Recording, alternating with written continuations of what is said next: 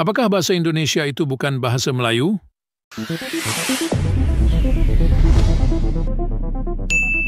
Assalamualaikum warahmatullahi wabarakatuh. Salam jumpa kembali dengan kami di channel ini. Semoga semuanya selalu diberkati oleh Yang Maha Kuasa. Ya, ternyata netizen negara jiran masih belum puas hati dengan eksistensi bahasa Indonesia yang kini mendunia. Salah satu channel yang sering mengulas tentang Indonesia yaitu channel Amas Ganteng. Dengan videonya kembali memaparkan judul bahasa Indonesia bukan bahasa Melayu, namun di thumbnailnya tertulis pakar bahasa Indonesia.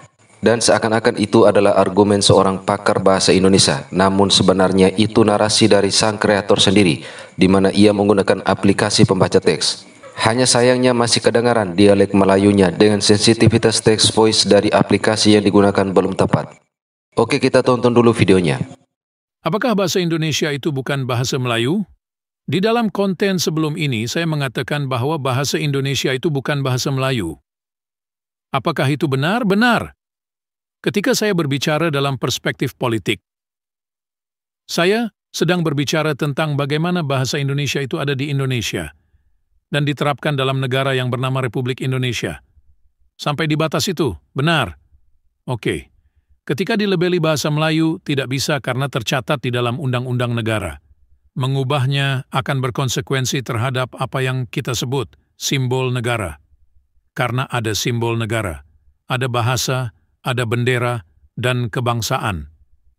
Saya tidak sedang berbicara di luar itu, tapi ketika ditarik di pembicaraan tentang kebahasaan, dalam perspektif kebahasaan sepengetahuan saya, bahasa Indonesia adalah dialek dari bahasa Melayu.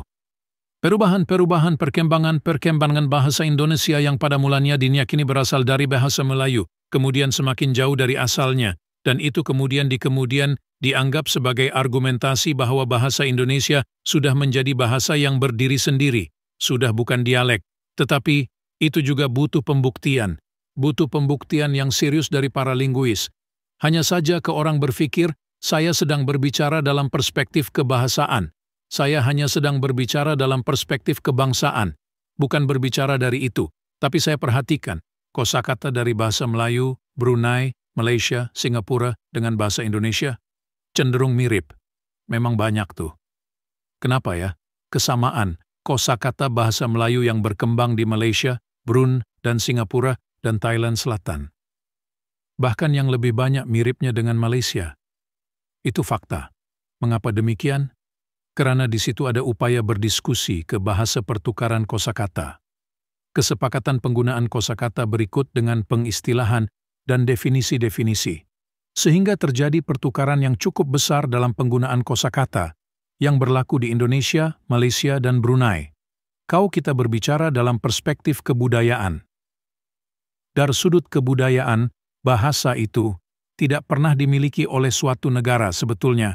Bahasa itu berkembang dengan masyarakatnya, terlepas dari batas wilayah, batas negara, dan semacamnya.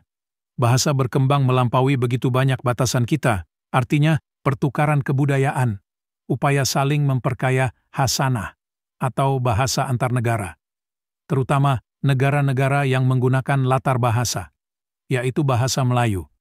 Bagi aku, sesuatu yang lazim bisa saja terjadi. Jikapun kemudian ada ketegangan kemarin karena Perdana Menteri Malaysia sebelum Datuk Seri Anwar Ibrahim, yakni Ismail Sabri meminta bahasa Melayu minjat di bahasa kedua ASEAN. Ini yang di dalamnya kemudian bahasa Indonesia hendak ditarik. Itu perdebatan tersebut ada di wilayah-wilayah politik, tidak di wilayah kebahasaan. Kenapa? Karena ini keputusan politik, bukan keputusan ahli bahasa. Kemudian terjadi polarisasi dari posisi politik kepada polisi, keilmuan, dan kebahasaan, sehingga terjadi perdebatannya sedemikian sengitnya di media sosial, di YouTube, dan Instagram. Baik atau tidak untuk Indonesia balik lagi, pertukaran dalam wilayah kebahasaan dan kebudayaan itu lazim terjadi, apatah lagi dalam wilayah yang memiliki akar yang sama. Apa itu? Karena sebahasa. Sebahasa. Bicara baik atau tidak, saya tidak bisa jawab. Itu kadang jawabannya juga jawab akan salah. Karena jika dijawab baik, nanti secara politik nanti akan diperdebatkan, dijawab tidak baik, akan diperdebatkan juga dalam perspektif kebahasaan. Ya, secara keseluruhan isi videonya hanya membahas bahasa dari perspektif politik dan perspektif linguistik. Akan tetapi ia ingin menarik pandangan bahwa bahasa Indonesia adalah bahasa Melayu.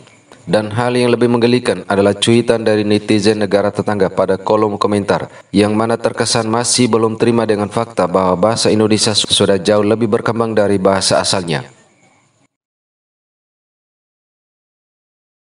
Ya, sebagaimana pada video yang pernah kami paparkan sebelumnya, bahwa bahasa tidak hanya dilihat dari aspek linguistik semata.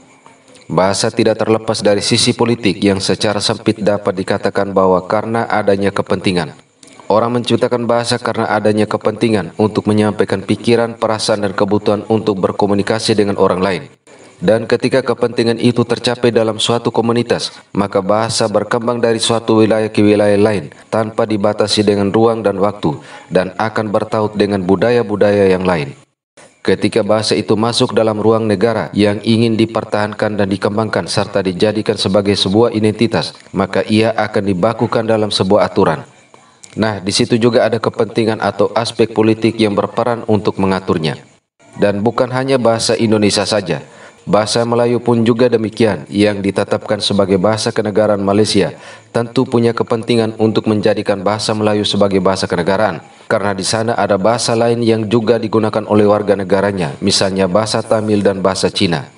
Akan tetapi hal ini berbeda dengan Indonesia yang meskipun saat itu bahasa yang berkembang adalah bahasa Melayu, namun Indonesia tidak memilih atau memihak suku manapun dalam penentuan nama bahasanya. Karena setiap etnis atau suku bangsa di Indonesia memiliki bahasa sukunya masing-masing. Malah dalam satu pulau atau satu daerah bahasanya juga ada yang berbeda-beda. Dan diketahui ada 718 bahasa daerah yang ada di Indonesia. Sehingga untuk menamakan bahasa yang adil, maka dinamakan bahasa Indonesia dengan mengadopsi bahasa-bahasa daerah yang ada di Indonesia maupun bahasa-bahasa asing. Sehingga bahasa Indonesia menjadi bahasa persatuan dan identitas negara yang kini tidak hanya dituturkan di Indonesia, namun sudah berkembang ke 54 negara dan telah dijadikan bahasa resmi di UNESCO.